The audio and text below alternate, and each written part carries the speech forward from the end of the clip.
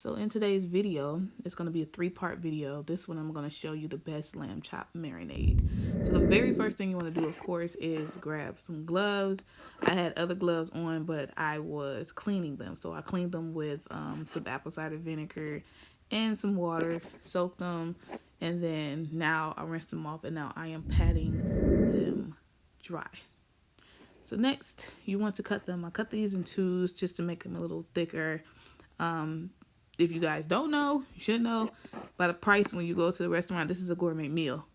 So I wanted them thick. I didn't want them really thin ones, like just not the strip club, like we doing the thick ones. I had 2 racks. Each rack had 9 on them. So I cut them in twos and I had 2 So the next thing you want to do is you want to create the marinade. So at this point, you just need a glass jar. If you have a mason jar, that's good. It's actually easier. And something to stir it with if you don't have a mason jar. I use this container and then just a spatula just so I can get everything incorporated pretty well. So the first thing you want to have is a cup of any of your choice of oil. As you can see, I use olive oil a lot. I'm sorry, avocado oil. I do use olive oil too, but for this video, I used avocado oil. It does depend on how many you're making. So I was making 18, so a cup is was actually a perfect amount for that. So this right here is dried rosemary. You should actually taste that dried rosemary in the meat. The wet ingredients is going to rehydrate the dried herbs. So you can do fresh or you can do dry. It doesn't matter. So this right here is dill. It's did about a tablespoon of dill. And then the next thing I'm going to do is use the herb blend that I created that has chives, parsley, thyme. That I'm putting that in there. You do want to measure this out because, again, this is a different seasoning blend, but you need as many dry herbs as you can use because, again, it gets rehydrated. And for the sake of the meal that you're preparing, dried herbs is actually one of the best ingredients that you can use. So the next thing I used is cayenne pepper.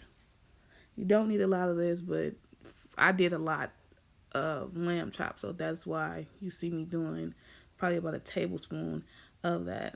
Of course, I'm going to use a little bit of white cracked pepper, fresh cracked. I'm using that, and I also did use black pepper too. I used equal parts, but for this part, you see me using the white pepper, and you do want to make sure, like, try to measure it out, but you know, at this point, you want to just try to stir it up just a little bit. You want to make sure that the marinade is nice and incorporated together. Just make sure it's smooth. You want to take about a pinch of coarse sea salt. The sea salt has to be coarse sea salt for this dish. Not a lot, literally like a half a pinch, not even a whole pinch. So now you're going to see me grab some soy sauce. You want to go ahead and do about 3 tablespoons of soy sauce. If you're doing 1 rack, go ahead and do like 1. But you want to put this in there, and then you want to go ahead and continue to, incorporate that in there. This liquid smoke, you want to do about a tablespoon of it because I grilled mine on the stove and I finished them in the oven. So unless you grill them outside, you don't need this. But if you are not and you doing like the grill like I did, if you do everything that I did, you need this. And it's only like $3, I think. It's either $2 or $3, I don't know. But you need a little bit of lemon juice, like a teaspoon, you need about a teaspoon and a half of lemon juice. And again, when it comes to red meat, you have to build the flavors up and then break them down. So go ahead and mix that up. Same way you did everything else.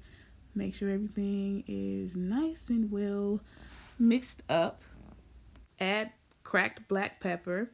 You want to add about the same amount that you added with the white pepper.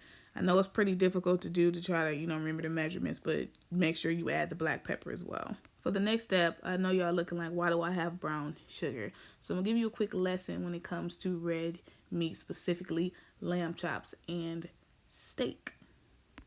You have to build the flavors up and then break the flavors down.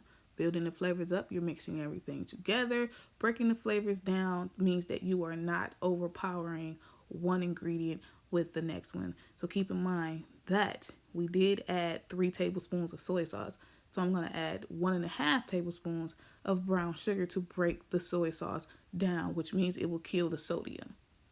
Another ingredient is going to be red wine. So we are not going to use that until we grill the lamb chops on each side. After that, you want to make sure that you deglaze the pan with red wine. Red meat equals red wine. So with this marinade, after the liquid is well incorporated, you want to add only a teaspoon of garlic. If you put too much garlic in your marinade, your lamb chops will only taste like garlic, and that is what I mean about building the flavors up and breaking them down. If you put garlic in here, you'll only build it up and it'll overpower it. It will never be able to break down. You will only taste one ingredient. So make sure you only put that little. So this is what it's supposed to look like. The next step is going to be simply take the marinade and pour it over the lamb. I suggest you do it in a bowl because it's easier to get it around, because if you do it in a pan, it's going to be everywhere it can go. So after that, you want to take your time and you want to rub the marinade onto the lamb chops. I do prefer that you do this in a bowl, because if you do it on a pan or something, it's going to be everywhere. It's going to be everywhere that you can get it.